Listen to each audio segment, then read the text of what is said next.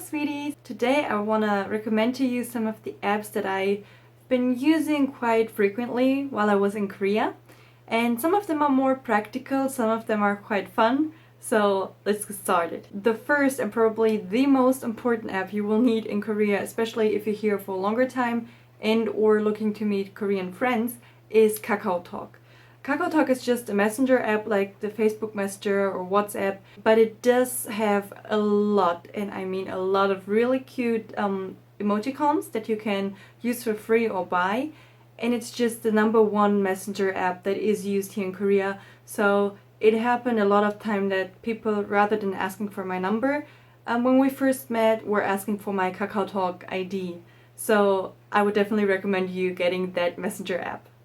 The second app that I really like is the Snow camera app. Snow is quite like Snapchat, I have been told, although I never did use Snapchat myself.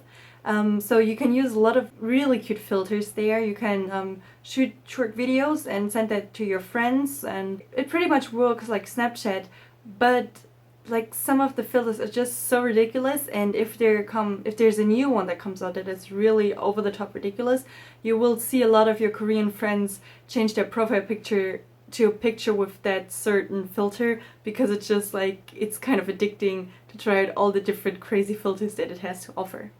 The third one, more practical one, is it was the Kakao Maps application, but now it has been bought, I guess, or kind of taken over by the KakaoTalk corporation, and now it's called Kakao Maps, or Kakao with Jido in Korean. And as far as I know, that app is in Korean only. There's no English version, which is it could be a bit tricky if you don't speak Korean, but it's still actually quite easy, because you can see very, very easily where you need to put in your start point, your destination, and it will give you different routes that you can take, like the fastest, or if you want to take a car, if you want to take taxi, go by foot, or take the public transportation. So depending on what kind of mode of transportation you want to take, they will give you different suggestions. And I especially found it very helpful because I use public transportation, but just using the bus or just using subway application sometimes does not leave you with the fastest route, because you sometimes need to mix those two. So that's why I really like the Kakao Map application, because it really does give you the fastest connection to your destination. And you can also look for example, convenience stores, hospitals, restaurants, post offices and banks near your location, which I find is a very practical feature. The fourth or fifth kind of 2-in-1 applications that I like are the KakaoTalk 지하철, which is the KakaoTalk subway application, and the KakaoTalk bus application, which before were just like two, I don't even know which company made those applications, but now KakaoTalk has bought them all, and it's just widening its company's reach, I guess. Anyway, the bus app is pretty straightforward. You can look for bus stations near you by using your GPS, or look for specific bus stations, and each bus station you have a little sign that will say bus station ID, and it's usually a number code, and with that number you can actually look in the app what bus will arrive at your bus station and at what time. So you can look for bus stations near you, can look for buses at your bus station, or you can just look for a destination and they will tell you which buses are near the destination. And the subway app I pretty much use the most. It's so easy. You just put in, you just click on your starting point and on your destination, and it will give you usually the fastest route. But you could also choose the route with the least transfers, which I sometimes do because I'm really lazy and I like to sit in one subway longer rather than like having to change for 2 or 3 times. And another feature that I really like is if you have to transfer, it will tell you at which door you should get into the subway, so that when you get out, you're closer to the transferring point. And that might seem like a useless detail, but actually it's quite useful if you only have like 1 minute to transfer. And if you've been in Seoul especially, you know that the subway stations sometimes are really big. You might need like almost 5 minutes to transfer from one line to another. So knowing which door you should take to get there fastest is really helpful. And what I mean when I say which door or which number door, at each door in the subway on the ground you can see a number 1-1 up to 10-4.